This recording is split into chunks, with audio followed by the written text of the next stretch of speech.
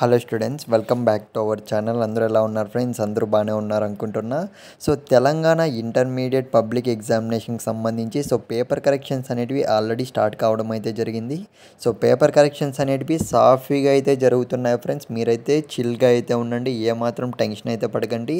ఇకపోతే చాలామంది స్టూడెంట్స్ అయితే పేపర్ ఎవాల్యుయేషన్ అనేది ఎప్పటికి కంప్లీట్ అవుతుంది, మాకు రిజల్ట్స్ అనేటివి తెలంగాణ ఇంటర్మీడియట్ స్టూడెంట్స్కి ఎప్పుడు రిజల్ట్స్ వచ్చే ఛాన్స్ అయితే ఉందని అయితే చాలామంది స్టూడెంట్స్ అయితే క్వశ్చన్ మార్క్లో అయితే అడుగుతున్నారనమాట మన రీసెంట్ వీడియోస్ కామెంట్స్లో అయితే. దానికి సంబంధించి లేటెస్ట్ ఒక చిన్న అప్డేట్ అయితే తెలిసింది. అదేంటో ఈ వీడియోలో అయితే క్లియర్గా అయితే చూసేద్దాం. ఇకపోతే వీడియో స్టార్ట్ చేసే ముందు మీరు ఇంకా మన ఛానల్ సబ్స్క్రైబ్ చేసుకోకుంటే వెంటనే ఛానల్ సబ్స్క్రైబ్ చేసుకొని పెట్టుకోండి ఫ్రెండ్స్.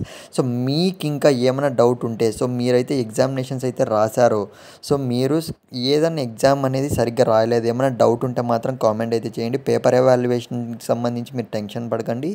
పేపర్ కరెక్షన్స్ అనేవి జరుగుతున్నాయి. నేనైతే పేపర్ టు పేపర్ ఏం జరుగుతున్నాయి అనేది నెక్స్ట్ వీడియోస్లో అయితే అప్డేట్స్ అయితే ఇస్తాను.